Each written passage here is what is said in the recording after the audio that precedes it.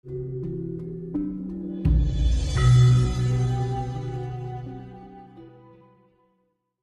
sejak kematian Mbab, meninggalnya Mbab, meninggal secara raga ya, dohir, karena sesungguhnya tidak ada yang meninggal sesungguhnya, gitu. Jadi itu yang membuat salah satunya saya memutuskan untuk tidur terlebih dahulu, tidak menyampaikan apapun, walaupun betul memang saya menerima juga. Para subscriber dan mas semua ini sempat menonton channel saya dulu. Saya sempat menyampaikan di awal 2022, 2001 seperti apa dan lain sebagainya.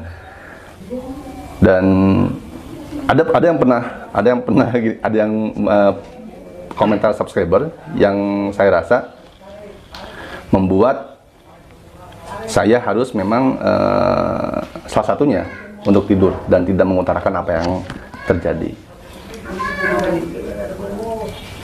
Pengalaman yang saya dapatkan justru ketika saya banyak menyampaikan segala sesuatu yang itu berkaitan dengan, mohon maaf, saya sendiri memahami itu sabda alam, bukan bencana alam.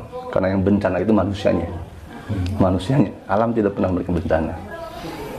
Ketika saya menyampaikan soal sabda alam, ini tahun ini akan terjadi, ini. Dulu saya merasa ketika saya harus menyampaikan, mungkin itu bisa turut menyebarkan energi positif dan mencegah itu terjadi.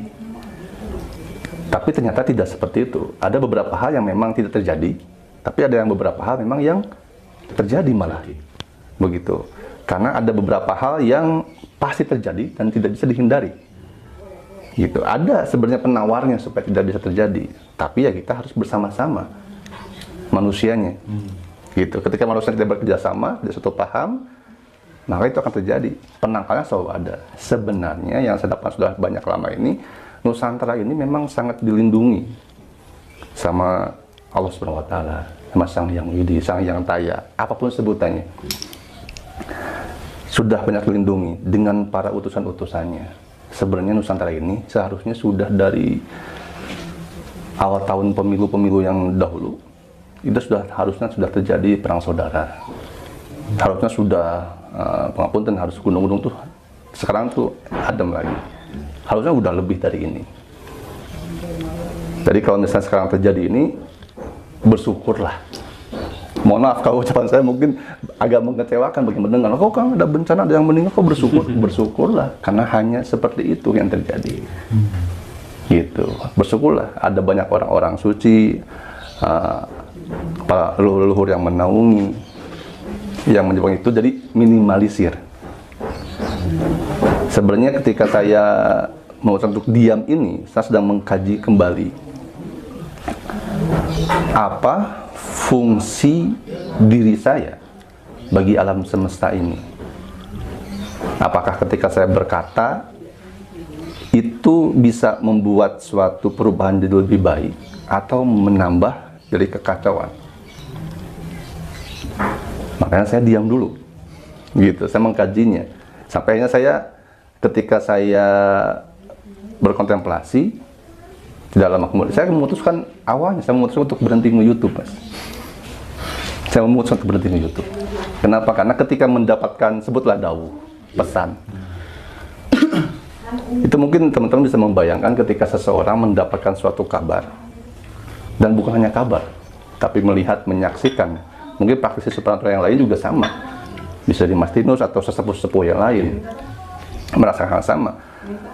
Makanya ketika ada orang yang bersusah payah, saya ingin punya kemampuan spiritual, saya ingin jadi supranatural dengan laku-laku yang macam-macam, berjuang berusaha seperti itu. Bagi saya, mendingan menjadi orang biasa aja. Mendingan nggak tahu apa-apa. Mendingan menang wae wis. Gitu kan. Makan, tidur wis. Gitu aja.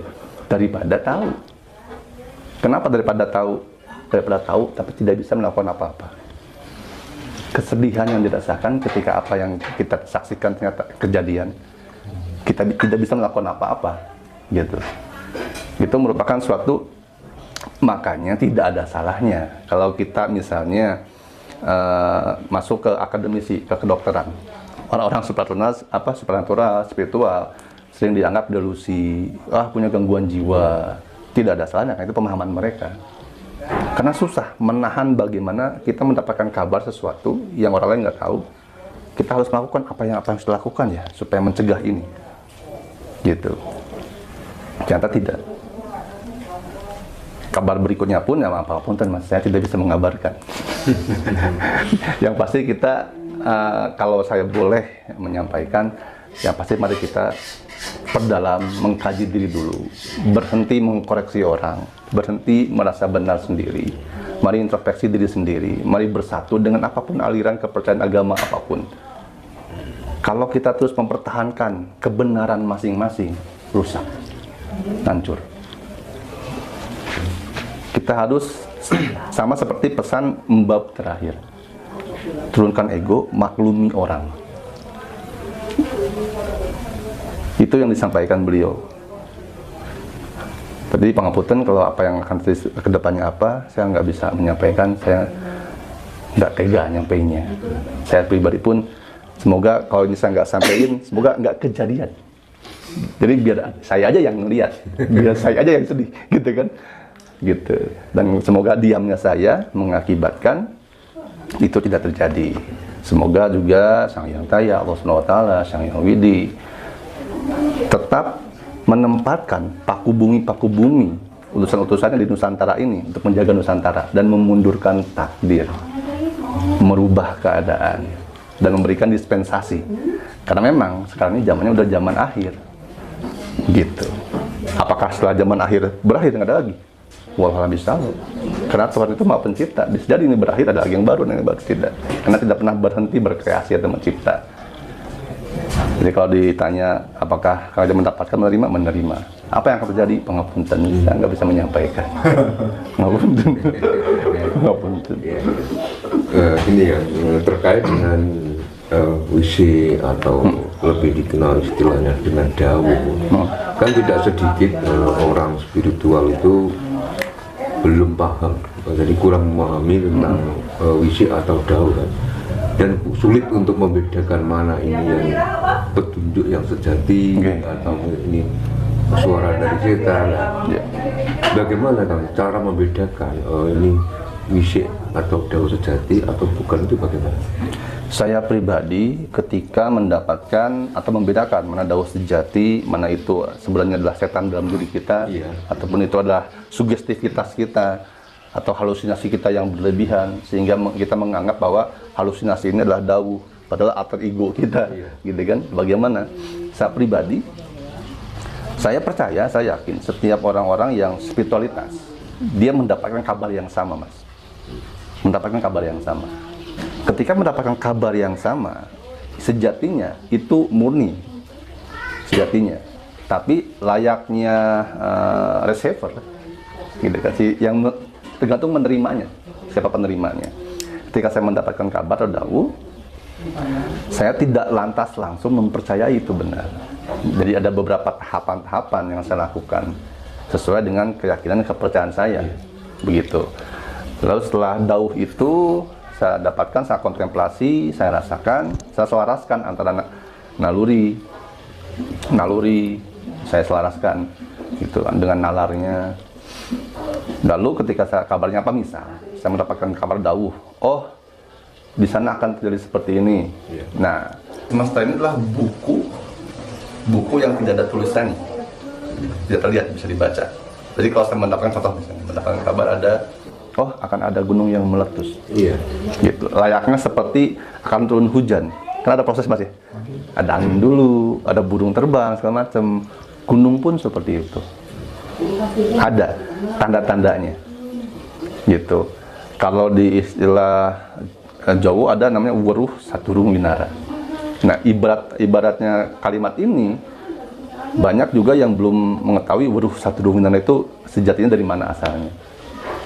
Pangapunten bukan bermaksud pengguru itu apa, tapi yang saya pahami, weruh itu kan tahu, sadurung itu sebelum, winara itu monyet. Winara itu monyet dari wanara. Jadi kalau weruh sadurung winara, kita harus lebih tahu daripada monyet. Maksudnya apa? Monyet itu adalah perwakilan alam semesta, hewan, binatang. Monyet paling peka. Ketika akan terjadi sesuatu dalam semesta, khususnya gunung, dia akan turun duluan. Begitu. Nah, makanya ketika akan terjadi sesuatu di alam semesta melibatkan gunung meletus, lihat saja tandanya. Apakah hewan-hewan turun dari gunung? Kalau hewan mulai turun, berarti itu akan terjadi. Begitu.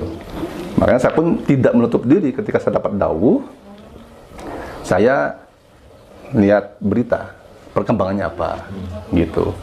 Saya juga kalau dikehendaki, karena tidak sopan kalau misalnya saya memanggil leluhur yang mendatangi kalau beliau mau menyampaikan. Seyogianya seperti itu sebenarnya yang saya pahami. Jadi pengapunten, kalau misalnya ada orang yang manggil leluhur, wis, malu, apa ini, apaan sih, gitu. Kamu tuh siapa, leluhur siapa, gitu. Nggak sopan gitu kan ibaratnya. Nah, itu kalau saya cara membedakannya, Mas. Jadi saya kaji dulu, saya dapat dawuhnya apa, saya lihat alamnya seperti apa, saya komunikasi dengan seperti apa, kontemplasi yang saya lakukan seperti apa, sesuai keyakinannya. Mungkin kalau karena saya memang dari kecil didik Muslim, saya melakukannya itu dengan zikir, gitu, dengan zikir, dengan sholawat, dengan apa. Kalau di istilah yang sekarang saya geluti, ada namanya tawajuh, itu Thariqah Qadariyah Naqsabandiyah. Itu tawajuh. Jadi ketika tawajuh itu adalah kita ngobrol atau kaji masuk dalam diri kita, gitu.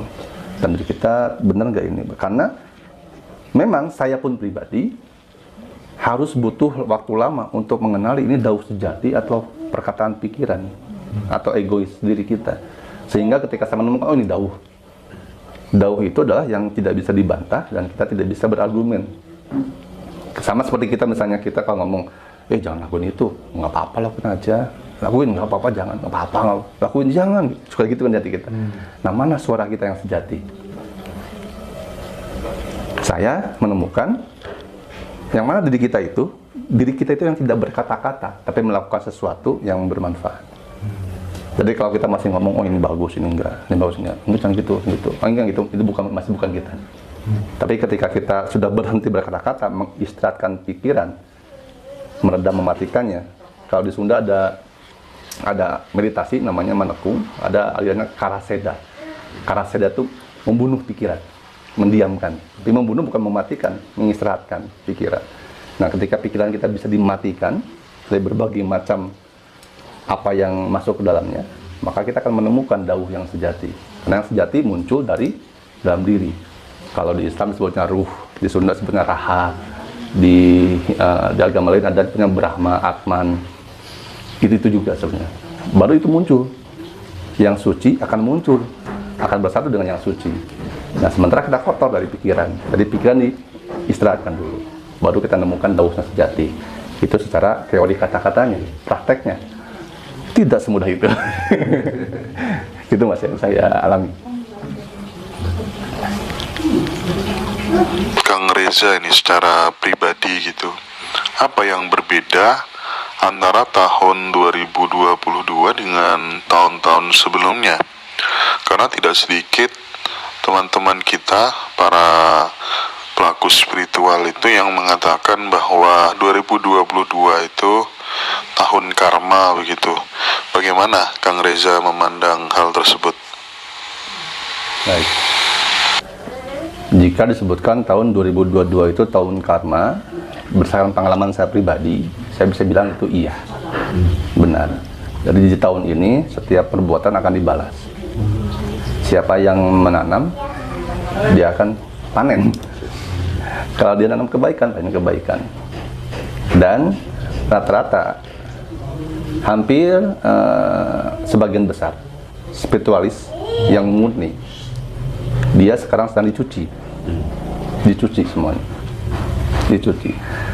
Jadi jangan tahun ini semuanya dapat ujian, dapat pencucian, dapat hukuman, dapat pembayaran, gitu. Dengan kadar kapasitasnya masing-masing. Jadi kita ketika mengalami ujian, cobaan, kesengsaraan, jangan pernah merasa kita yang sedang diuji.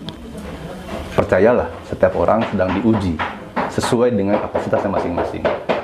Jadi kalau tahun ini 2002 apa yang membedakan? Yang membedakan adalah tahun ini semuanya saatnya membayar karma. menebus kesalahan, menuai apa yang ditabur tahun ini. Kalau orang itu menyadari dirinya, yang tadi proses 7 ini kemana-mana masuk tuh, yang tadi itu.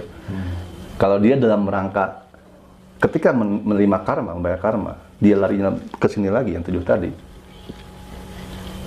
maka dia akan menemukan sebuah lonjakan, naik derajatnya, naik pangkatnya. Orang yang misalnya spiritualis ini akan naik kemampuannya. Orang yang apapun itu. Karena ketika berbicara spiritual, tidak hanya melulu orang yang rajin tapa, rajin laku puasa. Spiritual itu ketika Mas sedang mendengarkan saya berbicara itu spiritual. Orang narik beca itu spiritual. Orang nyangkul spiritual. Ketika nyangkulnya itu hilang rasa kesombongannya, hilang bahwa dia kuasa, dia murni itu mutlak untuk menafkahi ibadah untuk Yang Maha Kuasa, itu spiritual. Semuanya. Gitu. Itu yang pertama yang membedakan. Tahun 2022 adalah memang tahun membayar karma. Saatnya kita menuai apa yang kita tabur. Dan semakin manusia itu terjebak, terperangkap dalam pikirannya yang kalut, yang penuh dengan ketertutupan, maka dia akan semakin jatuh. Kalau dia terbuka, cahaya, dia akan naik. Dan itu berkorelasi dengan alam semestanya, dengan gunung, dengan laut, dengan apapun. Karena seperti yang semua teman-teman spiritualis pahami, waktu itu kan jagat cilik. Semestanya jagat besar. Sementara jagat besar itu tergantung pada jagat cilik kita. Karena kita yang mimpin. Gitu. Jadi, kembali ke tadi yang saya sampaikan, mari kita kembali lagi pada diri kita, mengkaji diri kita, introspeksi diri kita, kesalahan kita, memperbaiki diri kita. Untuk diri kita dulu aja masing-masing, pribadi dulu aja. Jangan mengkoreksi orang lain dulu. Sementara kita tidak pernah dikoreksi. Karena kalau kita manusianya